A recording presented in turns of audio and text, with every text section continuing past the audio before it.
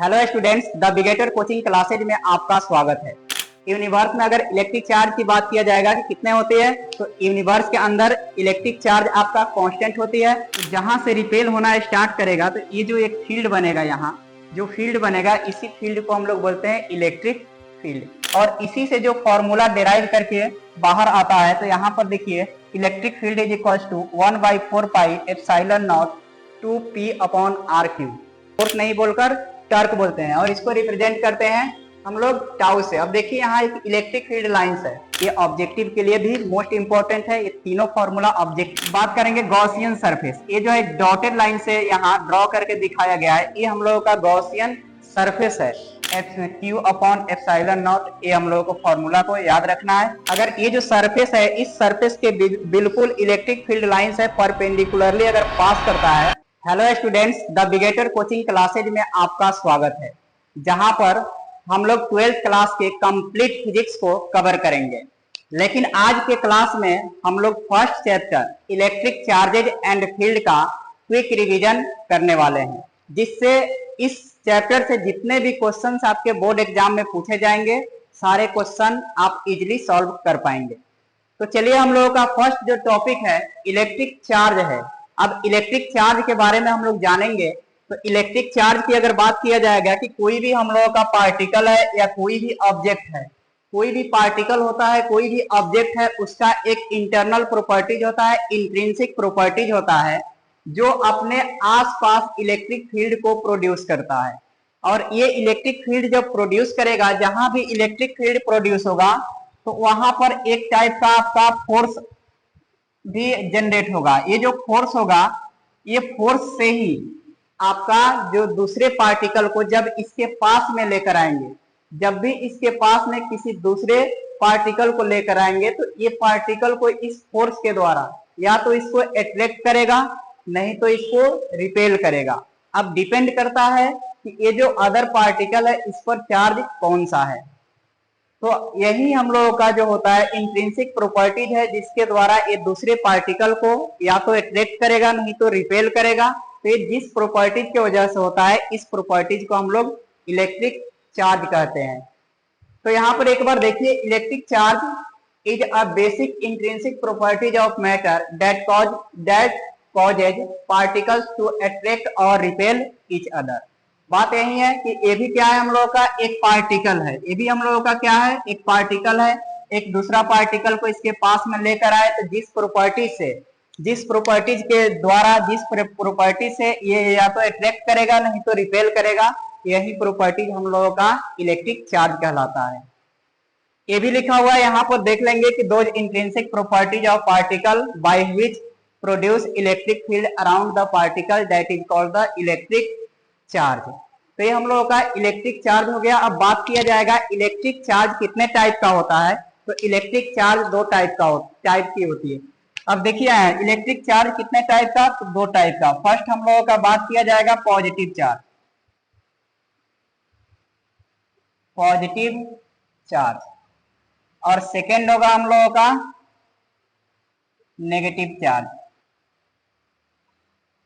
ये दो टाइप का हम लोगों का इलेक्ट्रिक चार्ज होता है। तो ये जो चार्ज है, जिसको हम लोग रिप्रेजेंट करना होगा, इलेक्ट्रिक चार्ज को जब भी हम लोग रिप्रेजेंट करते हैं, तो इलेक्ट्रिक चार्ज को आपको रिप्रेजेंट करना होगा, तो हम लोग या तो स्मॉल क्यू से रिप्रेजेंट करें या फिर से आप कैपिटल क्यू से, दोनों में किसी से भी आप रिप्रेजेंट कर सकते हैं। अब बात किया जाएगा पॉजिटिव चार्ज को किससे रिप्रेजेंट करेंगे, तो या तो प्लस का सिंबल ऐसे लिख सकते हैं, या सिंपल आप प्लस लिख सकते हैं, या फिर से आप प्लस क्यू लिख सकते हैं, या फिर आप प्लस कैपिटल क्यू से भी डिनोट कर सकते हैं। तो ये जो है हम लोगों का पॉजिटिव चार्ज हो गया। और नेगेटिव चार्ज की बातें किया जाएगा, तो इसके लिए माइनस या सिंपल माइनस भी लिखा जा सकता है, या फिर से हम लोग क्या लिख सकते हैं, माइनस क्यू, या फिर से माइनस क्यू। इतने तरीका से हम लोग इसको रिप्रेजेंट करते हैं पॉजिटिव चार्ज। अब चार्ज का टाइप कितना पढ़ लिया हम लोग, चार्ज दो टाइप के होते हैं। फर्स्ट हम लोगों का हो गया पॉजिटिव चार्ज और सेकेंड नेगेटिव चार्ज। अब देखिए बात किया जाएगा यहाँ basic properties of electric charge की। अगर basic properties of electric charge की बात किया जाएगा तो there are 3 types of basic properties of electric charge, यानी कि 3 टाइप्स का आपका basic properties of electric charge होती है, जिसमें फर्स्ट जो है law of conservation of charges, law of conservation of charges, second है हम लोगों का क्वांटाइजेशन ऑफ चार्जेज, और थर्ड है हम लोगों का एडिटिविटी ऑफ चार्जेज। अब इसमें फर्स्ट की बात किया जाएगा कि law of conservation of charges का बात किया जाएगा तो ऐसा ही आप पढ़े होंगे, अगर 11th क्लास आप पढ़े होंगे तो आपको पता होगा कि आप law of conservation of energy पढ़े होंगे। उसी तरह सेम टाइप का ये भी है हम लोगों का law of conservation of charges. Charges में भी क्या होता है कि आपका इलेक्ट्रिक चार्ज ना ही इसको आप क्रिएट कर पाएंगे और ना ही इसको आप डिस्ट्रॉय कर सकते हैं। बस क्या कर सकते हैं, ओनली एंड ओनली एक बॉडी से अनदर बॉडी पे ट्रांसफर कर सकते हैं, लेकिन इसको भी हम लोग डिस्ट्रॉय नहीं कर सकते हैं। तो इसमें यही हम लोगों का इलेक्ट्रिक चार्ज होता है। अब यूनिवर्स की थोड़ी सी बात किया जाएगा कि यूनिवर्स में चार्ज कितना होता है, तो यूनिवर्स में चार्ज बोला जाता है कांस्टेंट होती है, कांस्टेंट होती है। पूरे अगर ये यूनिवर्स है, यूनिवर्स में अगर इलेक्ट्रिक चार्ज की बात किया जाएगा कि कितने होते हैं, तो यूनिवर्स के अंदर इलेक्ट्रिक चार्ज आपका कांस्टेंट होती है और दोनों का सम। अब इलेक्ट्रिक चार्ज इसमें आपका पॉजिटिव चार्ज भी होगा और नेगेटिव चार्ज भी होगा। अब दोनों में बात किया जाएगा, अब इलेक्ट्रिक चार्ज में पॉजिटिव चार्ज कितनी होती है और नेगेटिव चार्ज कितना होती है, तो दोनों में सेम होती है। अगर दोनों का अगर देखेंगे, दोनों को अगर एक साथ ऐड करेंगे प्लस क्यू और माइनस क्यू, दोनों को अगर प्लस करेंगे तो ये इक्वल्स टू 0 के इक्वल हो जाएगा, यानी कि रिमेंस कांस्टेंट हो जाती है। तो ये होता है हम लोगों का law of conservation of electric charges. अब क्वांटाइजेशन ऑफ चार्जेज बात किया जाएगा, क्वांटाइजेशन ऑफ चार्जेज। तो क्वांटाइजेशन ऑफ चार्जेज जो होता है प्लस माइनस एनी के फॉर्म में होता है, तो ये हो जाता है इंटीग्रल मल्टीपल ऑफ इलेक्ट्रॉन्स, यानी कि प्लस माइनस एनी के फॉर्म में होता है। आपका Q is equal to example लीजिएगा तो plus minus 1 plus minus 2 plus minus 3 इस फॉर्म में होता है। और Q का वैल्यू बात किया जाएगा, अगर बोला जाए कि एक इलेक्ट्रॉन पे चार्ज आपका कितने होते हैं, तो एक इलेक्ट्रॉन पे चार्ज की अगर बात किया जाएगा तो 1 इलेक्ट्रॉन पर 1.6 into 10 to the power minus 19 coulomb होती है। तो ये आप याद रखेंगे। या फिर से अगर बोला जाए एक कूलम पे इलेक्ट्रॉन कितना होते हैं, तो 1 कूलम इज इक्वल टू आपका 6.25 into 10 to the power 18 electron.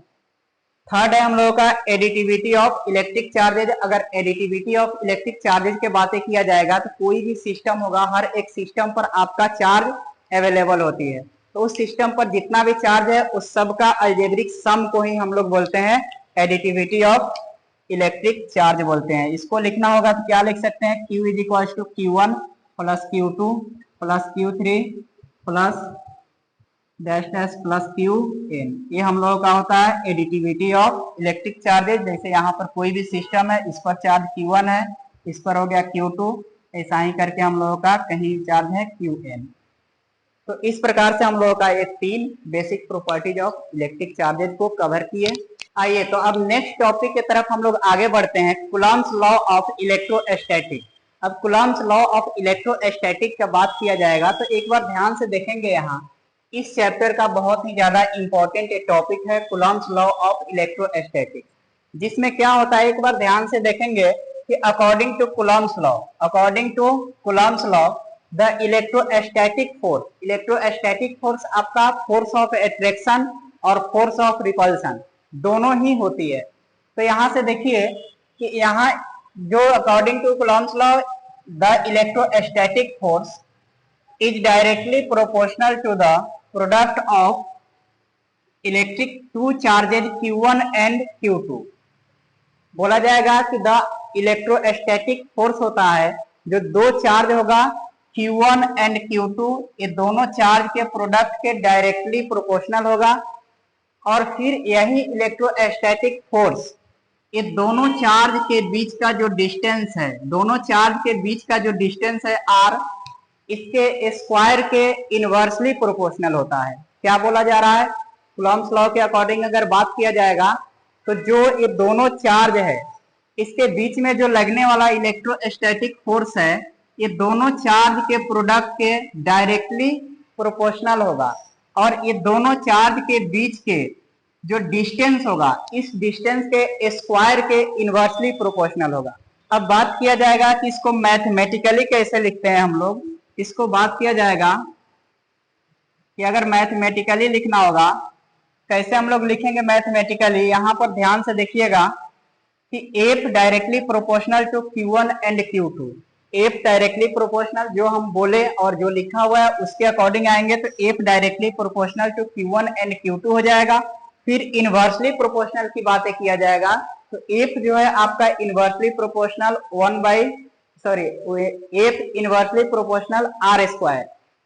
जब ये जो सिंबल है इसी सिंबल को कभी डायरेक्टली प्रोपोर्शनल पढ़ते हैं, कभी इनवर्सली पढ़ते हैं।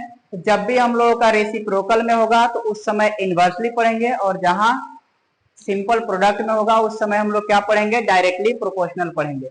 अब देखिए दोनों को ही अगर कंबाइन करेंगे, कंबाइन करने के बाद F directly proportional to Q1 Q2 by are square. यहाँ जब भी ये डायरेक्टली प्रोपोर्शनल के सिंबल को इक्वल साइन से अगर रिप्लेस करते हैं, इक्वल साइन से जब रिप्लेस करेंगे तो कोई ना कोई हम लोगों का कांस्टेंट आता है, जिस कांस्टेंट का नाम होगा इलेक्ट्रोस्टैटिक कांस्टेंट। कौन सा कांस्टेंट होगा, electrostatic constant in free space या ऑफ फ्री स्पेस। तो यहाँ किया गया हम लोगों का एक कांस्टेंट आया Q1 Q2 by are square, और इसी को लिखने का तरीका देखिए, F is equal to 1/4 pi epsilon not into Q1 Q2 by are square. ये जो 1/4 पाई एप्सिलॉन नॉट है एक के का वैल्यू होता है, और यही के का वैल्यू है। देखिए 1/4 पाई एप्सिलॉन नॉट, और इसका वैल्यू अगर न्यूमेरिकल वैल्यू में आएंगे तो 9 into 10 to the power 9 newton metre square per coulomb square होती है। और आर देखा जाए कौन सा क्या है, तो एफ आपका इलेक्ट्रोस्टैटिक फोर्स हो गया। Q1 Q2 किसी भी दो पार्टिकल पर, दो पॉइंट पर आपका इलेक्ट्रिक चार्ज है, ये क्या हो गया, electrostatic constant in free space हो गया। और के का वैल्यू आपका 9 इंटू, ये जो आपका वैल्यू दिया हुआ है ये आपके ऑब्जेक्टिव क्वेश्चन में एमसीक्यू में पूछा जाता है, डायरेक्ट वैल्यू भी पूछा जाता है। अगर ऑब्जेक्टिव में आपका न्यूमेरिकल आती है तब भी ये क्वेश्चन में यूज किया जाता है। अगर बात किया जाएगा यहाँ SI unit of electrostatic constant, जब भी कुछ पूछा जाएगा कि SI unit of electrostatic constant, तो बस यही आपका इलेक्ट्रोस्टैटिक कांस्टेंट का एसआई यूनिट है न्यूटन मीटर स्क्वायर और per coulomb square, newton metre square per coulomb square. अगर डायमेंशन बोला जाए तो डायमेंशन अगर यहाँ पर लिखना होगा तो एक लाइन में हम लोग लिख सकते हैं डायमेंशन। अगर डायमेंशन बोला जाए तो डायमेंशन निकला होगा, तो यहाँ सिंपल में आप देखिए पहले क्या है, newton metre square per coulomb square. इसको लिखने के लिए एन के लिए dimension M L T minus 2, और फिर यहाँ एक मीटर है तो मीटर के लिए हम लोग लिख लेंगे एल स्क्वायर, और कूलम्ब के लिए ए -2 और टी -2, ये दोनों लिखा जाएगा। अब इसके बाद इसको हम लोग सिंप्लीफाई करेंगे तो एम एल 3 और यहाँ आ जाएगा टी -4 और फिर आ जाएगा ए -2। ये हम लोगों का आ जाता है के का हम लोगों का आ जाता है डायमेंशन, और ये डायमेंशन हम लोगों का आ जाता है। अब नेक्स्ट टॉपिक की तरफ आगे बढ़ते हैं, इलेक्ट्रिक फील्ड के तरफ। अब ये जो है इलेक्ट्रिक फील्ड क्या होता है, तो इस पर ध्यान से देखेंगे। The electric field at a point is the force experienced by a unit positive test charge placed at that point.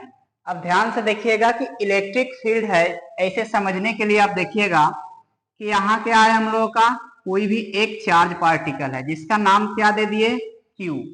ये कोई भी हम लोगों का चार्ज है, और ये कौन सा चार्ज है, पॉजिटिव चार्ज है। इसके बाद यहाँ पर हम लोगों का एक चार्ज ले रहे हैं जिसका नाम क्या दे रहे हैं, Q0, और ये हो गया हम लोगों का test unit positive test charge. कहीं से हम लेकर आ रहे हैं, इधर से हम लोगों का इस पॉइंट को लेकर आ रहे हैं ए पॉइंट, और ये हो गया बी पॉइंट। बी से लेकर ए तक आना है, यहां तक हम लोगों को लाना है, लेकिन यहां तक पहुंचेगा नहीं। क्या होगा कि ये भी क्या होता है, पॉजिटिव ही होता है। टेस्ट चार्ज कैसा हम लोग एज्यूम करते हैं, जो भी टेस्ट चार्ज होता है ये पॉजिटिव चार्ज होती है, पॉजिटिव चार्ज हम लोग एज्यूम करते हैं। Q0 जो है ये लगभग 0 के इक्वल होता है। इसका वैल्यू जो होता है लगभग क्या होता है, 0 के इक्वल होता है, इतना हम लोग एज्यूम करके चलते हैं। लेकिन जो भी वैल्यू होता है पॉजिटिव होता है, नेगेटिव नहीं मानना है। तो जब इस टेस्ट चार्ज को, यहाँ पर एक चार्ज है, इसका नाम हम लोग देते हैं सोर्स ऑफ चार्ज। क्या नाम देंगे? Source of charges. तो यहाँ है पॉजिटिव चार्ज और यहाँ पर भी हम लोगों का टेस्ट चार्ज है। टेस्ट चार्ज तो ऑलरेडी पॉजिटिव चार्ज है। तो यहाँ से लेकर जब भी हम लोग ए पॉइंट के अगेंस्ट लाएंगे तो इसमें एक फोर्स अप्लाई होगा। तो यहाँ जो ये चार्ज है, पॉजिटिव चार्ज है, ये रिपेल करना शुरू करेगा तो इधर हम लोगों का एक फोर्स अप्लाई होता है। तो कहने का मीनिंग है कि अगर कोई भी हम लोगों का इलेक्ट्रिक फील्ड है कि एक पॉइंट है, इस पॉइंट के अगेंस्ट जब लेकर आएंगे किसी test positive unit, positive test charge को, तो ये एक दूसरे से रिपेल होना स्टार्ट करेगा। तो जहां से रिपेल होना स्टार्ट करेगा तो ये जो एक फील्ड बनेगा, यहाँ जो फील्ड बनेगा, इसी फील्ड को हम लोग बोलते हैं इलेक्ट्रिक फील्ड। एक और तरीका से हम लोग इसको डिफाइन कर सकते हैं, the force applied per unit test charge, the force applied per unit test charge that is called electric field, ये भी बोल सकते हैं। या एक और तरीका से डिफाइन कर सकते हैं कि इलेक्ट्रिक फील्ड जो है एक ऐसा किसी भी पार्टिकल का, किसी भी पार्टिकल के अराउंड एक ऐसा फील्ड होता है जहां पर एक प्रकार के फोर्स को एक्सपीरियंस किया जाता है। तो उस फील्ड को ही हम लोग क्या कहते हैं? इलेक्ट्रिक फील्ड कहते हैं। इलेक्ट्रिक फील्ड को हम लोग रिप्रेजेंट करते हैं ई से। ई से रिप्रेजेंट करते हैं, E is equals to F upon Q है। E is equals to F upon Q not है, जहां पर E हम लोगों का इलेक्ट्रिक फील्ड है, एफ हम लोगों का फोर्स हो गया। उसके बाद क्यू नॉट हम लोगों का हो जाएगा टेस्ट चार्ज हो जाएगा आपका। यूनिट पॉजिटिव टेस्ट चार्ज बोलिए या ओनली टेस्ट चार्ज बोलिए। अब यहाँ F इलेक्ट्रोस्टैटिक फोर्स हम लोग पढ़े थे कि F का वैल्यू क्या होता है, F is equals to 1/4 pi epsilon not Q1 into Q2 by are square. ये हम लोगों ने पढ़ा था जस्ट इसके पहले कूलम्ब्स लॉ में। तो इसके पहले वाले टॉपिक में हम लोगों ने पढ़ा था। तो यही F का वैल्यू यहाँ पर पुट कर देंगे। तो ये F का वैल्यू पुट कर दिए, Q नॉट से Q नॉट कैंसिल आउट हुआ, बच गया हम लोगों का E is equals to 1/4 pi epsilon not into Q by are square. इसका SI यूनिट बोला जाएगा। तो F फोर्स का SI यूनिट न्यूटन और Q नॉट, Q क्या है? इलेक्ट्रिक चार्ज है और चार्ज का SI यूनिट होता है कूलम्ब। तो कूलम्ब न्यूटन पर कूलम्ब हम लोगों का SI यूनिट हो जाएगा। फिर इसका डायमेंशन देखा जाएगा। तो डायमेंशन बहुत ही इजी है, न्यूटन का मीनिंग फोर्स का डायमेंशन होता है mlt-2 और यहाँ कूलम्ब है तो AT का होल -1 लिख सकते हैं हम लोग। तो उसका जब कैलकुलेट करेंगे तो यहाँ पर हम लोग का आ जाएगा mlt-3 A-1। ये हम लोगों का इलेक्ट्रिक करंट का SI यूनिट होता है और डायमेंशन भी होता है।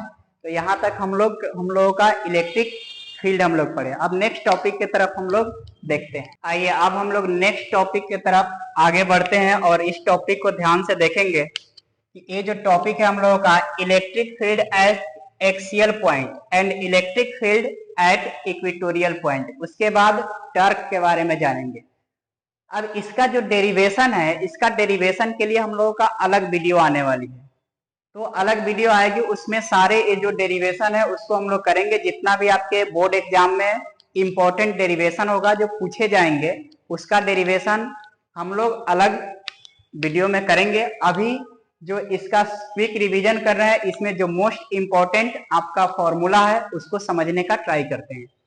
तो देखिएगा यहाँ पर एक्सियल पॉइंट है। एक्सियल पॉइंट पर हम लोगों का इलेक्ट्रिक फील्ड निकालना है। इलेक्ट्रिक फील्ड कहाँ निकालना है? एक्सियल पॉइंट पर। तो एक्सियल पॉइंट के लिए देखिए, 2 इक्वल एंड अपोजिट चार्ज कुछ डिस्टेंस पर है, जो 2a के डिस्टेंस पर है, और इसके सेंटर से लेकर और एक कोई भी एक्सियल पॉइंट पर, एक्सियल पॉइंट कहने का मीनिंग होता है किसी एक ही एक्सिस पर कोई एक पॉइंट ले लिए, उस पर हम लोगों को इलेक्ट्रिक फील्ड फाइंड करना है। तो इसके लिए यहाँ का जो डिस्टेंस है, ये डिस्टेंस हम लोग r ले लेते हैं। ये जरूरी नहीं कि मैं r ले रहा हूं तो आप भी r लें। आप ये जो डिस्टेंस को d ले सकते हैं, नाम देना है कुछ भी दे सकते हैं, हम लोग r ले रहे हैं। अब यहां से लेकर यहां तक का डिस्टेंस r ले लिए, और ये जो दोनों आपका इक्वल एंड अपोजिट चार्ज है, इसको 2a के डिस्टेंस पर सेपरेट करके रखिए। इसके बाद अगर इसका सेंटर लिए हुए हैं तो ये वाला डिस्टेंस प्लस क्यू और ये जो पॉइंट है यहाँ तक का जो डिस्टेंस होगा इसका नाम दे देते हैं ओ। तो ये इसके बीच का डिस्टेंस ए हो गया। अब ध्यान से देखेंगे, अगर माइनस क्यू और पी पॉइंट के बीच का डिस्टेंस निकालना होगा तो ये निकालने के लिए टोटल डिस्टेंस आर है, इसमें से अगर ए माइनस कर देंगे तो हम लोगों का डिस्टेंस क्या बचेगा, आर माइनस ए। उसी प्रकार अगर प्लस क्यू और पॉइंट पी के बीच का डिस्टेंस निकालना है तो यहां तक तो डिस्टेंस आर है, लेकिन यहां से लेकर यहां तक का डिस्टेंस ए है, तो आर में ए ऐड कर देंगे। इसके बाद हम लोगों का प्लस क्यू और पॉइंट पी के बीच का जो डिस्टेंस होगा आर प्लस ए हो जाएगा। तो ये जो डायग्राम है, जो डेरिवेशन हम लोग फाइंड करेंगे तो उस समय इस डायग्राम का जो इंपॉर्टेंस होगा बहुत ज्यादा होगा। अभी ये डायग्राम समझ लिए और इसी से जो फॉर्मूला डिराइव करके बाहर आता है, तो यहाँ पर देखिए electric field is equals to 1/4 pi epsilon not 2p upon R cube. इसी को शॉर्ट में ये जो वैल्यू है आपका k का वैल्यू होता है, तो यहाँ पर k लिख सकते हैं। तो k यहाँ पर लिख दिए 2kp अपॉन आर क्यूब। आप ये फॉर्मूला को याद रखेंगे और बड़ा के लिए आप k का वैल्यू याद रखेंगे। आपको पता होगा कि k is equals to 1/4 pi epsilon not होती है। कभी कभी यही वैल्यू आपको लिखा हुआ मिलेगा 9 × 10⁹ Newton metre square per coulomb square भी लिखा हुआ आपको मिलेगा। तो ये भी आप यहाँ पर पुट कर देंगे k के प्लेस पर, तो इसमें कुछ वैल्यू के अंदर चेंजिंग आएगा तो आप देख लेंगे अपने हिसाब से। अब हम लोगों को निकालना क्या है, इलेक्ट्रिक फील्ड ही निकालना है। किस पर, इक्वेटोरियल पॉइंट पर। अब इक्वेटोरियल पॉइंट के लिए इलेक्ट्रिक फील्ड फाइंड करना है, तो इसके लिए जो डायग्राम होगा इक्वेटोरियल पॉइंट और एक्सियल पॉइंट, ये दोनों में डिफरेंसेस क्या होती है कि इक्वेटोरियल पॉइंट है कि एक्सिस से अलग कोई पॉइंट लेंगे और एक्सियल पॉइंट में एक्सिस पर लेते हैं। तो यहाँ देखिए प्लस क्यू और माइनस क्यू, ये जो दोनों आपका पॉइंट है, ये दोनों चार्ज है, इसके बीच का डिस्टेंस को 2a ले लिए। फिर यहाँ सेंटर से हम लोग क्या किए, एक इक्वेटोरियल पॉइंट P लेते हैं और इस P को किसी ना किसी डिस्टेंस से हम लोग सेपरेट करते हैं। ये जो है R है, ये डिस्टेंस क्या है, R है। यहाँ पर पाइथागोरस थ्योरम जब अप्लाई करेंगे, पाइथागोरस थ्योरम जब अप्लाई करेंगे तो ये वाला डिस्टेंस क्या हो जाएगा, √r² प्लस a²। जो डिस्टेंस यहाँ है सेम डिस्टेंस इधर भी आ जाएगा। अब यहाँ पर देखिए कंपोनेंट लेते हैं, ये 11th का थोड़ा सा पार्ट है। यहाँ पर जब हम लोग कंपोनेंट लेंगे, इलेक्ट्रिक फील्ड यहाँ पर है तो इसके अकॉर्डिंग कंपोनेंट हम लोगों का EQ cos थीटा होगा। अगर ये हम लोगों का इलेक्ट्रिक फील्ड होगा, माइनस वाला माइनस क्यू की वजह से जो इलेक्ट्रिक फील्ड आएगा, तो इसका component E minus Q cos theta हो जाएगा। अब इस प्रकार से हम लोगों का जो फॉर्मूला आएगा, डिराइव करने के बाद जो फॉर्मूला हम लोगों का फाइंड आउट होगा इक्वेटोरियल पॉइंट पर, ये हो जाएगा E is equals to 1/4 pi epsilon not into p/r³, या इसी को लिख सकते हैं E is equals to kp/r³। ये इक्वेटोरियल पॉइंट पर हम लोगों का फॉर्मूला डेरिवेशन के बाद ये फाइंड आउट होती है। तो इसको आप याद रखेंगे। फिर से यहाँ k का वैल्यू है, आप 1/4 पाई एप्सिलॉन नॉट लिख सकते हैं, या फिर आप 9 × 10⁹ Newton metre square per coulomb square, उसको लिखकर आप फॉर्मूला एक और डिराइव कर सकते हैं। अब ये इक्वेटोरियल पॉइंट पर था, एक्सियल पॉइंट पर था। उसके बाद अगर टर्क की बातें किया जाएगा, अगर टर्क की बातें किया जाएगा तो इसको हम लोग रिप्रेजेंट करते हैं टाउ से। और टर्क होता क्या है, टर्क एक टाइप का फोर्स ही है। बस इसमें क्या होता है कि अगर कोई भी आपका इंस्ट्रूमेंट है जो सर्कुलर शेप में, अगर सर्कुलर मोशन में है तो वहां पर टर्क बोला जाता है। वहां जो फोर्स अप्लाई होता है तो वहां पर हम लोग फोर्स नहीं बोलकर टर्क बोलते हैं, और इसको रिप्रेजेंट करते हैं हम लोग टाउ से। अब देखिए यहाँ एक इलेक्ट्रिक फील्ड लाइंस है। इलेक्ट्रिक फील्ड लाइंस जब यहाँ ड्रॉ किए और दो पॉइंट चार्ज ले लिए, एक प्लस क्यू और एक माइनस क्यू, तो यहाँ पर हम लोगों का फोर्स अप्लाई होगा। क्या अप्लाई होगा, फोर्स अप्लाई होगा, क्योंकि यहाँ पर मूव करेगा। मूव करने के बाद यहाँ फोर्स जो अप्लाई होगा, तो यही फोर्स नहीं बोलकर हम लोगों का क्या हो जाएगा, टाउ हो जाएगा, टर्क हो जाएगा। और यहाँ tau is equal to PE sin theta जो है, ये फॉर्मूला आ जाता है टर्क के लिए। ये ऑब्जेक्टिव के लिए भी मोस्ट इंपॉर्टेंट है। ये तीनों फॉर्मूला ऑब्जेक्टिव में बहुत ही ज्यादा इंपॉर्टेंट है। अब इसके बाद हम लोग देखते हैं इलेक्ट्रिक फील्ड लाइन। तो इलेक्ट्रिक फील्ड जैसे हम लोग जस्ट इसके पहले पढ़े हैं, उसी तरह इलेक्ट्रिक फील्ड को जो है रिप्रेजेंट करने के लिए एक इमेजिनरी लाइन को यूज करते हैं। वही इमेजिनरी लाइन हम लोगों का इलेक्ट्रिक फील्ड लाइंस हो जाता है। तो हम लोग क्या बोल सकते हैं, those imaginary lines which are use to represent electric field are called electric field lines. तो यही चीजें होता है, जैसे मान लीजिए हम लोगों का एक पॉइंट चार्ज है प्लस, अब यहाँ से इलेक्ट्रिक फील्ड लाइन ड्रॉ करना है, तो ये क्या हो जाएगा, इलेक्ट्रिक फील्ड लाइंस है। और इलेक्ट्रिक फील्ड लाइंस अगर सिंगल आपका कोई भी चार्ज रहेगा तो बिल्कुल इसमें से बाहर निकलती है, तो परपेंडिकुलरली निकलती है।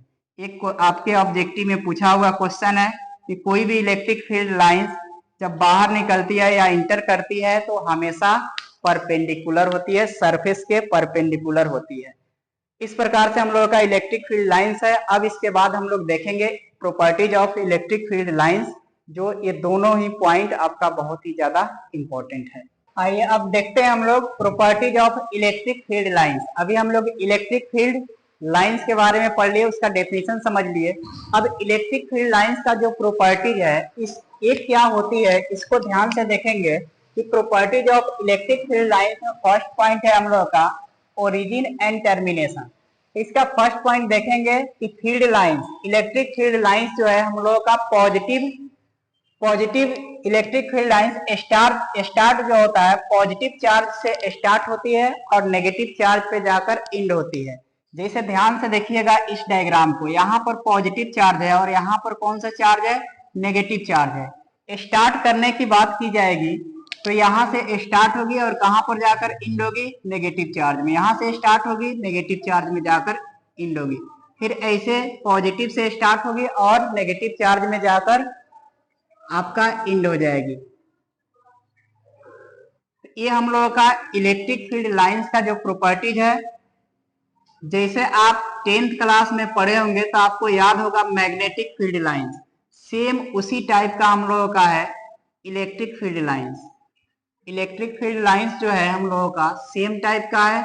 तो इस तरह से हम लोगों का डायग्राम होता है। तो हम लोग फर्स्ट पॉइंट हम लोगों का क्या हो गया कि इलेक्ट्रिक फील्ड लाइंस जो है पॉजिटिव चार्ज से स्टार्ट होगी और एंड कहां पर होकर हो जाएगी, नेगेटिव चार्ज में जाकर आपका एंड हो जाएगी। तो इस तरह से हम लोगों का डायग्राम ड्रॉ करते हैं।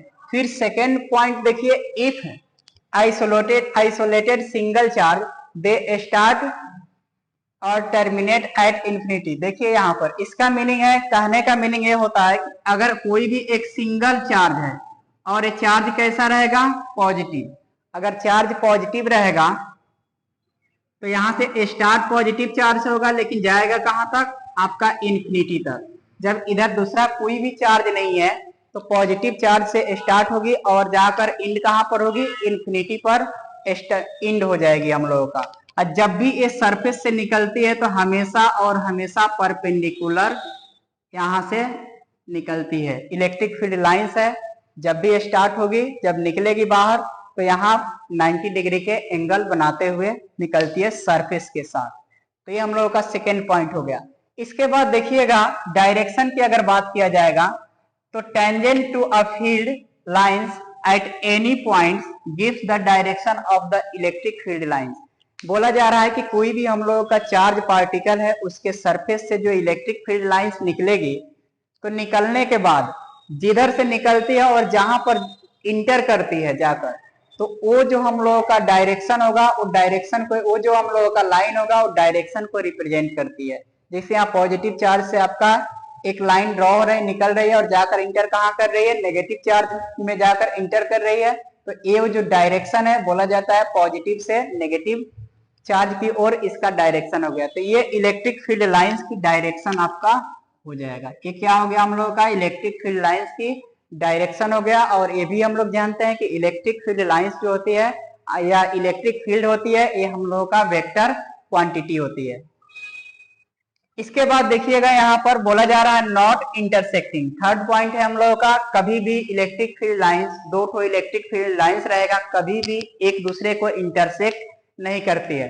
अब इंटरसेक्ट क्यों नहीं करती है, बाय द वे आपका अगर टू इलेक्ट्रिक फील्ड लाइंस अगर यहाँ से इंटरसेक्ट कर दिया अगर क्या कर दे, टू इलेक्ट्रिक फील्ड लाइंस है, एक दूसरे को अगर इंटरसेक्ट करेगा, अगर यहाँ पर इंटरसेक्ट कर दिया तो यहाँ पर टेंजेंट अगर ड्रॉ करेंगे, टेंजेंट अगर आप ड्रॉ करेंगे तो इस पॉइंट पर एक टेंजेंट हो जाएगा। फिर ये वाला जो लाइन है इलेक्ट्रिक फील्ड लाइन जहां इंटरसेक्ट किया हुआ है, तो इस पर भी अगर टेंजेंट ड्रॉ करेंगे तो इसे दो ठो हम लोगों का टेंजेंट हो गया। तो जब दो टेंजेंट हुआ तो इसका मीनिंग है कि डायरेक्शन भी कितना मिलेगा, दो मिल जाएगा, जबकि ये पॉसिबल नहीं होती है, ऐसा होता ही नहीं है। तो कभी भी इलेक्ट्रिक फील्ड लाइंस की दो डायरेक्शन नहीं होती है, दो टेंजेंट उसके इंटरसेक्टिंग पॉइंट पर नहीं हो सकती, इसलिए इलेक्ट्रिक फील्ड लाइंस है कभी भी एक दूसरे को इंटरसेक्ट नहीं कर सकती है, जो यहाँ पर लिखा हुआ है। फिर इसके बाद बात करते हैं डेंसिटी। तो यहाँ फील्ड स्ट्रेंथ की बातें किया जाएगा कि जब भी हम लोगों का इलेक्ट्रिक फील्ड लाइंस है, इसका स्ट्रेंथ कहां पर सबसे ज्यादा होगा, तो जैसे जितना ज्यादा क्लोजर रहेगा इलेक्ट्रिक फील्ड लाइंस है, जितना ज्यादा क्लोजर रहेगा तो वहां इलेक्ट्रिक फील्ड का जो स्ट्रेंथ होगा उतना ही ज्यादा होगा। जितना ये लाइंस है पास पास रहेगा तो वहां इलेक्ट्रिक फील्ड का स्ट्रेंथ सबसे ज्यादा होगा, और ये जितना फार्दर रहेगा, जितना ज्यादा अगर दोनों फील्ड लाइंस के बीच का डिस्टेंस जितना ज्यादा रहेगा तो वहां पर इलेक्ट्रिक फील्ड वीकर होगा, यानी कि वीक होगा, कमजोर होगा। तो ये हो गया हम लोगों का इलेक्ट्रिक फील्ड लाइंस का स्ट्रेंथ को लिए, या फोर्स ऑफ लाइन भी आप हम लोग बोल सकते हैं। अब देखिएगा यहाँ पर तो डेंसिटी समझ गए, यहाँ जो पॉइंट आप पढ़ेंगे तो लिखा हुआ है the closer the lines the stronger the electric field, यानी कि जितना पास पास आपका इलेक्ट्रिक फील्ड लाइंस रहेगा वहां पर आपका इलेक्ट्रिक फील्ड स्ट्रॉन्ग होते चला जाएगा, स्ट्रॉन्गर होगा, और जितना फार्दर होगा, दूर दूर आपका रहेगा इलेक्ट्रिक फील्ड लाइंस, वहां पर आपका इलेक्ट्रिक फील्ड जो होगा वीक होगा। तो ये हम लोगों का electric field lines. Fifth point अगर देखा जाएगा तो field lines are always perpendicular to the surface, यानी कि इलेक्ट्रिक फील्ड लाइंस है, ये तो मैंने बता ही दिया कि यहाँ जो सरफेस है, जब भी हम लोग का इलेक्ट्रिक फील्ड लाइंस या तो बाहर आए या फिर से अगर चार्ज नेगेटिव रहा तो इंटर भी करेगा, तो बिल्कुल कैसे करेगा, आपका परपेंडिकुलर ही इंटर करेगा। तो यहाँ पर जो एंगल बनेगा आपका कितने डिग्री का, 90 डिग्री का, बिल्कुल परपेंडिकुलरली होता है सरफेस के। उसके बाद ये जो बनाता है लूप बनाता है, ये बिल्कुल नहीं, it's form a close and continuous path या लूप बनाता है जब भी है, तो ये आपका कर्व्ड बनाता है, कर्व्ड होता है, उसके बाद एक क्लोज लूप बनाता है, कभी भी सीधा नहीं होती है, क्लोज लूप बनाता है और कंटिन्यूअस होता है। तो इस प्रकार से हम लोगों का बहुत ही ज्यादा इंपॉर्टेंट है इलेक्ट्रिक फील्ड और इलेक्ट्रिक फील्ड लाइंस और properties of electric field lines, ये लिखना बहुत ही ज्यादा इंपॉर्टेंट है। अब नेक्स्ट टॉपिक हम लोगों का है electric dipole and electric dipole moment. ये दोनों टॉपिक को ही हम लोगों को पढ़ना है। फर्स्ट में देखिए आप इलेक्ट्रिक डाइपोल को देखेंगे कि बहुत ही आसान टॉपिक है कि electric dipole a system of two equal and opposite charges separated by a small distance is called electric dipole. जैसे समझने के लिए ध्यान से देखेंगे, इलेक्ट्रिक डाइपोल को अगर समझना है तो एक पॉइंट चार्ज मैं ले रहा हूं प्लस क्यू, और इक्वल होना चाहिए और अपोजिट भी होना चाहिए। सेम अमाउंट में चार्ज एक और मैं पॉइंट चार्ज ले रहा हूं क्यू, लेकिन इसका जो चार्ज है, इसका ये जो कौन सा चार्ज हो गया, अपोजिट चार्ज, ये प्लस है तो ये माइनस हो गया। अगर इस पर जो चार्ज रहेगा 5 कूलम का तो इस पर -5 कूलम का आपका चार्ज होना चाहिए, तब इक्वल एंड अपोजिट चार्जेज होगा। दो इक्वल एंड अपोजिट चार्जेज है, अगर ये बिल्कुल ही इस दोनों के बीच का डिस्टेंस पास कर दें, दोनों के बीच में डिस्टेंस क्या हो जाएगा, 0, लेकिन इसको 0 नहीं करके कुछ ना कुछ डिस्टेंस पर रखा जाना चाहिए, और ये सर्टेन डिस्टेंस होता है। अगर सर्टेन डिस्टेंस पर इसको रख दिया गया, जिसका नाम हम लोग क्या देंगे, 2a। ये जो डिस्टेंस है इस डिस्टेंस को क्या नाम देंगे, 2a के डिस्टेंस पर रख दिया गया। आपके ऊपर डिपेंड करता है कि आप 2a रखें या कुछ लोग d रखते हैं, कुछ भी आप रख सकते हैं, बस ये सर्टेन डिस्टेंस होना चाहिए। मैं यहाँ पर 2a लिख रहा हूँ, तो ये सर्टेन डिस्टेंस 2a के डिस्टेंस पर प्लस क्यू और माइनस क्यू सेपरेट कर दिए, इसी को हम लोग क्या बोलेंगे, इलेक्ट्रिक डाइपोल बोलेंगे। अब देखिए यहाँ पर लिखा हुआ है इलेक्ट्रिक डाइपोल मोमेंट। अब इलेक्ट्रिक डाइपोल मोमेंट की बात किया जाएगा तो the product of either charge and distance between both charges plus Q and minus Q same diagram को देखना है। यहाँ प्लस क्यू और माइनस क्यू, प्लस क्यू और माइनस क्यू जो चार्ज है ये दोनों के बीच का डिस्टेंस 2a है। अब ये दोनों चार्ज में कोई भी एक चार्ज आप ले लीजिए, कोई भी एक चार्ज ले लीजिए और ये दोनों चार्ज के बीच का डिस्टेंस को ले लीजिए और दोनों का प्रोडक्ट निकाल लेंगे, वही हम लोगों का हो जाएगा इलेक्ट्रिक डाइपोल मोमेंट। यही लिखा हुआ है either charge into distance between two equal and opposite charges. तो यहाँ लिख सकते हैं इलेक्ट्रिक डाइपोल मोमेंट को P से रिप्रेजेंट करते हैं, P is equal to Q into 2a, क्योंकि हमेशा प्रायोरिटी दिया जाता है पॉजिटिव चार्ज को। कोई भी हम लोग इसमें पढ़ेंगे टॉपिक को तो उसमें ज्यादा प्रायोरिटी किसको दिया जाएगा, पॉजिटिव चार्ज को दिया जाएगा। इसलिए देखिए यहाँ पर हम लोग का P is equal to Q into 2a, ये फॉर्मूला बहुत ही ज्यादा इंपॉर्टेंट है, याद रखेंगे। अब SI unit of electric dipole moment की बात किया जाएगा तो आप जानते हैं कि आपका यहाँ है क्या है, इलेक्ट्रिक चार्ज। इलेक्ट्रिक चार्ज का SI यूनिट कूलम्ब होता है और 2a एक डिस्टेंस है तो डिस्टेंस का SI यूनिट मीटर होता है। तो यही coulomb metre cm, coulomb metre हम लोगों का हो गया। डायमेंशन बोला जाए तो आपका Q के लिए 80 लिखते हैं और फिर यहाँ डिस्टेंस के लिए L लिखते हैं, तो LTA लिखिए या फिर से LAT भी आप लिख सकते हैं या ALT लिख सकते हैं। तो यहाँ तक हम लोगों का कंप्लीट हो गया। बहुत ही ज्यादा इंपॉर्टेंट टॉपिक है इलेक्ट्रिक डाइपोल और इलेक्ट्रिक डाइपोल मोमेंट। अब हम लोगों का नेक्स्ट टॉपिक है इलेक्ट्रिक फ्लक्स। अब इलेक्ट्रिक फ्लक्स के बारे में जानना है तो देखिए यहाँ पर लिखा हुआ है आपका electric flux, the total number of electric field lines, the total number of electric field lines passing normally और परपेंडिकुलरली, पासिंग नॉर्मली और perpendicularly through a given surface. एक सरफेस यहाँ दिया हुआ है, यहाँ पर इलेक्ट्रिक फील्ड लाइंस, ये जो दिख रहा है हम लोगों का क्या है, इलेक्ट्रिक फील्ड लाइंस है। अगर ये जो सरफेस है इस सरफेस के बिल्कुल इलेक्ट्रिक फील्ड लाइंस है परपेंडिकुलरली अगर पास करता है और उसका कितना नंबर पास कर रहा है, यही हम लोगों का कहलाएगा इलेक्ट्रिक फ्लक्स। तो इलेक्ट्रिक फ्लक्स आपको समझ में आ गई होगी। और इलेक्ट्रिक फ्लक्स को हम लोग रिप्रेजेंट करते हैं फाई से, फाई से हम लोग रिप्रेजेंट करते हैं। इसके लिए फॉर्मूला देखिए तो phi E, electric flux is equal to electric field into area. Area ये क्या है हम लोगों का, एरिया है सरफेस एरिया जहां से इलेक्ट्रिक फील्ड लाइंस पास कर रहा है। अगर इसको मान लेते हैं एक छोटा सा एरिया है जिसका नाम क्या दिया, यहीं से हम लोगों का इलेक्ट्रिक फील्ड लाइंस और इलेक्ट्रिक फ्लक्स पास कर रहा है, तो डी ए हम लोगों का क्या है, ये एरिया हो गया। यहाँ इसी का लिखने का जो तरीका है, अगर कंपोनेंट के फॉर्म में आएंगे तो इधर क्या हो जाता है हम लोगों का ई ए कॉस थीटा, ये जो कंपोनेंट होता है कॉस थीटा का होता है, लेकिन किसी ना किसी एरिया पर है तो इलेक्ट्रिक फील्ड पर है तो यहाँ पर हम लोगों का क्या होगा, ई ए कॉस थीटा होगा। लेकिन ये आपको अपने एग्जाम में नहीं लिखना है, इसको आपको नहीं लिखना है, समझने के लिए हम लोग यूज करेंगे। ये फॉर्मूला हो गया। जैसे यहाँ डॉट प्रोडक्ट हटता है तो डॉट प्रोडक्ट को एलिमिनेट करेंगे, तो एलिमिनेट करने के बाद ये कॉस थीटा हम लोग का फॉर्मूला आ जाएगा। अगर इंटीग्रेशन के फॉर्म में आना है तो यहाँ पर phi is equal to E D A. अब डी ए क्यों लगाए हैं, डी ए का मीनिंग है अगर ये जो सरफेस एरिया है जहां से इलेक्ट्रिक फील्ड लाइंस पास कर रहा है ये बहुत ही ज्यादा स्मॉल है और ये जो डिस्टेंस आपको दिख रहा है इतना बड़ा नहीं है, इतना बड़ा ये नहीं है, इसका जो डिस्टेंस है बहुत छोटा है। जब एरिया छोटा है तो बहुत ही कम एरिया में ही हम लोगों का इलेक्ट्रिक फील्ड लाइंस पास करेगा, इसलिए यहाँ पर डी ए का मीनिंग होता है बहुत ही ज्यादा स्मॉल, इसलिए डी ए लगाते हैं। तो यहाँ पर इंटीग्रेशन करेंगे तो electric flux is equal to integration E D A हम लोग लिख लेंगे।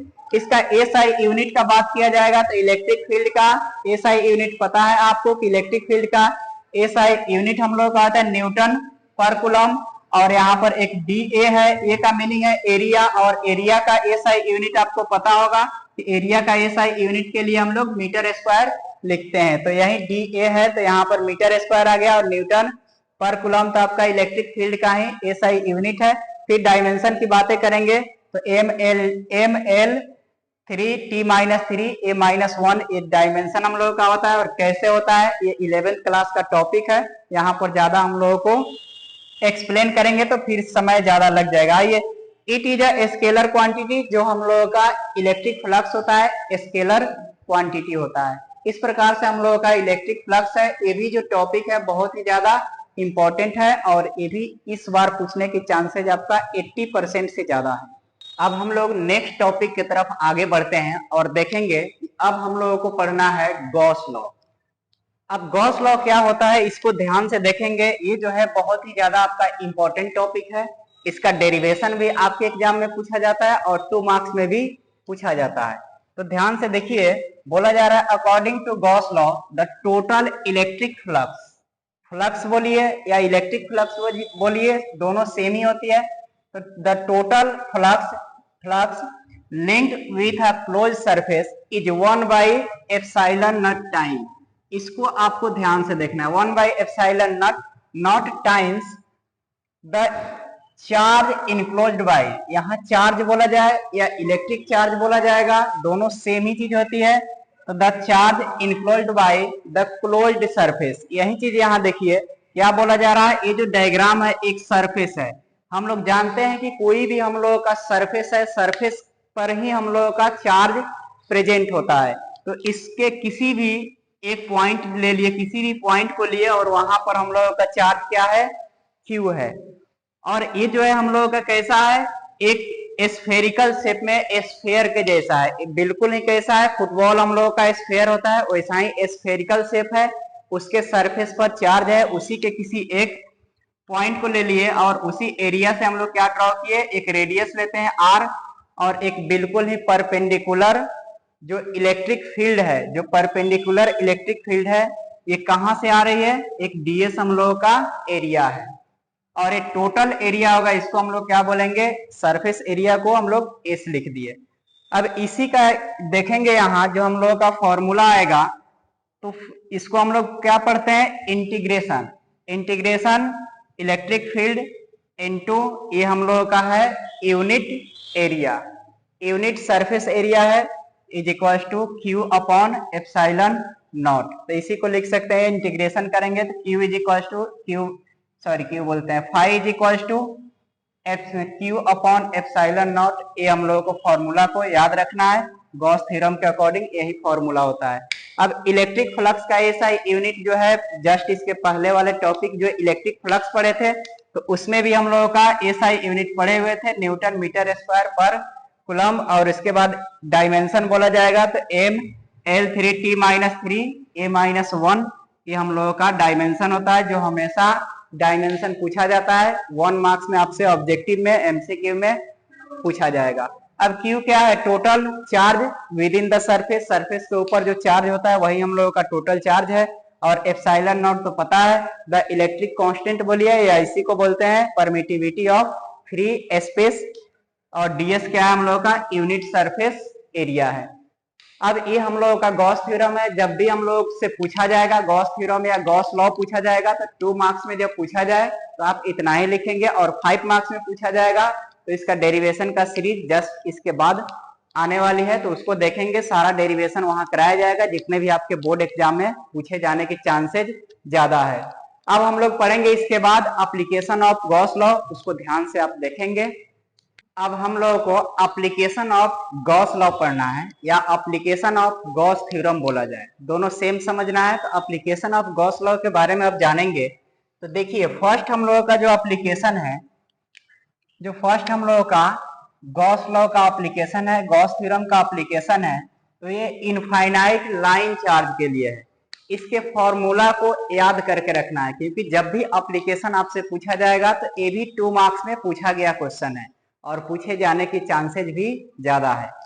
तो जब भी एप्लीकेशन पूछा जाएगा तो बस सेम पॉइंट इसी तरह से लिख देना है, आपका मार्क्स मिल जाएगा।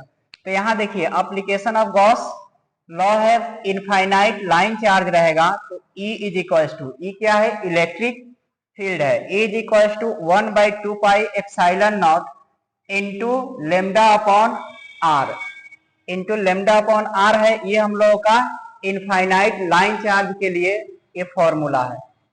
उसके बाद इसमें अगर बोला जाएगा कि यहाँ लेमडा क्या है, तो लीनियर चार्ज डेंसिटी है, लीनियर चार्ज डेंसिटी है, इसको हम लोग क्या बोलते हैं, लेमडा से रिप्रेजेंट करते हैं। और एसआई यूनिट जो लीनियर चार्ज डेंसिटी है, इसका एसआई यूनिट, अगर एसआई यूनिट फाइंड करना होगा तो कूलम्ब पर मीटर होती है। फिर यहाँ से देखिएगा, अब सेकेंड हम लोगों का लॉ है, सेकेंड एप्लीकेशन है इस लॉ का। इस लॉ का second application infinite plane sheet. पहले क्या था, लाइन चार्ज के लिए था, अब कोई भी प्लेन शीट है, इस तरह से हम लोगों का कोई शीट है, प्लेन शीट है, तो इसके लिए हम लोगों को अगर देखना है कि इसके लिए जो इलेक्ट्रिक फील्ड होगा, इसका formula sigma upon 2 epsilon not, sigma upon 2 epsilon not होता है। तो यहाँ एप्सिलॉन नॉट को हम लोग पढ़ चुके हैं कि इलेक्ट्रिक कांस्टेंट है या परमिटिविटी ऑफ फ्री स्पेस, और यहाँ सिग्मा क्या है, सरफेस चार्ज डेंसिटी। जैसे इसके अंदर से अगर बात किया जाएगा तो ऐसे हम लोगों का इलेक्ट्रिक फील्ड है और यहाँ से पास कर रहे हैं, यहाँ पर हम लोगों का क्या होगा, चार्ज डेंसिटी होगा, सरफेस चार्ज डेंसिटी होगा। तो ये हम लोगों का इलेक्ट्रिक फील्ड क्या है, ये इलेक्ट्रिक फील्ड है। तो कोई भी हम लोगों का प्लेन शीट रहेगा, अगर उसके लिए हम लोगों को क्या फाइंड करना है, इलेक्ट्रिक फील्ड, तो ये इनफाइनाइट प्लेन शीट रहेगा, उसके लिए हम लोगों को इलेक्ट्रिक फील्ड का formula sigma upon 2 epsilon naught. तो सेकेंड फॉर्मूला हम लोगों का ये आ गया और सेकेंड एप्लीकेशन भी ये हो गया। तो आपको मेनली फॉर्मूला ही याद करके रखना है एप्लीकेशन में। अब हम लोग आते हैं थर्ड नंबर जो एप्लीकेशन है गॉस थ्योरम का, गॉस लॉ का। तो इसको हम लोग बोलेंगे, देखिए स्फेरिकल सेल। स्फेरिकल सेल आप समझते हैं कि कोई भी स्फीयर के जैसा है, इतना बड़ा स्फीयर ये होता नहीं है सेल, ये बहुत ही छोटा होता है, लेकिन पढ़ने के लिए हम लोग ये बड़ा स्फीयर का एक स्फीयर लेते हैं और उसी स्फीयर के बारे में पढ़ते हैं। तो हम लोग जानते हैं कोई भी स्फीयर होता है या स्फेरिकल सेल होता है, उसके सरफेस के ऊपर ही इलेक्ट्रिक चार्ज प्रेजेंट रहता है। अब यहाँ पर देखिए इस पर भी चार्ज है, तो इसके लिए देखिए जैसे हम लोग बात करेंगे गॉसियन सरफेस, ये जो है डॉटेड लाइन से यहाँ ड्रॉ करके दिखाया गया है, ये हम लोगों का गॉसियन सरफेस है। और ये जो बाहर वाला दिखाया जा रहा है, तो ये हम लोगों का क्या है, कोई भी हम लोगों का स्फेरिकल सेल है, उसका आउटर सरफेस है और इसी आउटर सरफेस पर ही चार्ज प्रेजेंट रहता है। तो फर्स्ट पॉइंट इसमें भी है कि अगर इनसाइड द सरफेस चार्ज होगा तो उस समय इलेक्ट्रिक फील्ड क्या हो सकता है। तो उस समय इलेक्ट्रिक फील्ड की अगर बातें किया जाएगा तो फॉर्मूला तो हम लोगों का यही होता है 1/4 pi epsilon not into Q by are square. लेकिन बोला जा रहा है कहाँ, चार्ज हम लोगों का कहाँ रहेगा, कोई भी स्फीयर है उस सरफेस के नीचे अंदर, अगर अंदर रहेगा तो अंदर रहने के मीनिंग है कि कोई भी चार्ज होता है किसी भी सरफेस के अंदर नहीं होता है, सरफेस के ऊपर होता है। तो इसका मीनिंग क्या है, यहाँ पर चार्ज तो आपका जीरो होगा, तो जब चार्ज जीरो होगा तो इसका मीनिंग है इलेक्ट्रिक फील्ड भी क्या होगा, जीरो। तो इनसाइड द सरफेस आपका इलेक्ट्रिक फील्ड जीरो होगा। और यहाँ पर दिखाया जाएगा कि अगर इनसाइड द सरफेस है और यहाँ पर जो ऑन द सरफेस का जो रेडियस होगा, ये रेडियस को कैपिटल आर और इनसाइड द हम लोगों का चार्ज है इसको पॉइंट पी ले सकते हैं, तो इसका रेडियस स्मॉल आर है, तो स्मॉल आर का वैल्यू कैपिटल आर से छोटा होगा। तो उस समय इलेक्ट्रिक फील्ड क्या होगा, जीरो होगा। ये क्वेश्चन आपसे ऑब्जेक्टिव में भी पूछा गया है, कोई भी स्फेरिकल सेल है उसके inside the surface electric field क्या होती है, तो जीरो होती है। आउटसाइड द सरफेस, अब इलेक्ट्रिक फील्ड को देखना है कि आउटसाइड द सरफेस, इसमें क्या होता है कि आपका स्मॉल आर का वैल्यू कैपिटल आर से बड़ा होगा। इसका मीनिंग है आउटसाइड द सरफेस, यानी कि हम लोगों का जो भी हम लोगों का स्फेरिकल सेल है इसके बिल्कुल आउटसाइड देखना है। आउटसाइड द सरफेस हम लोगों का चार्जेज है, जहां गॉसियन सरफेस अगर देखेंगे तो ये हम लोगों का गॉसियन सरफेस है, यहाँ आउटसाइड है, तो ये स्मॉल आर बड़ा होगा कैपिटल आर से। तो इस केस में अगर देखा जाए तो इस केस में हम लोगों का जो फॉर्मूला होगा इलेक्ट्रिक फील्ड का, E is equal to 1/4 pi epsilon not Q by small R square. तो ये हम लोगों का फॉर्मूला हो जाता है आउटसाइड द सरफेस। अब यही चीजें होगा कि ऑन द सरफेस, अगर गॉसियन सरफेस और स्फेरिकल सेल का सरफेस बिल्कुल सेम ही प्लेस पर रहेगा, अगर सेम ही रहेगा तो उस समय आपका स्मॉल आर और कैपिटल आर का वैल्यू सेम हो जाएगा। तो जब सेम होगा तो यही चीज हम लोगों का इलेक्ट्रिक फील्ड होगा। तो यहाँ जो स्मॉल आर है, स्मॉल आर के प्लेस पर कैपिटल आर पुट कर देंगे तो 1/4 pi epsilon not into Q by capital R square.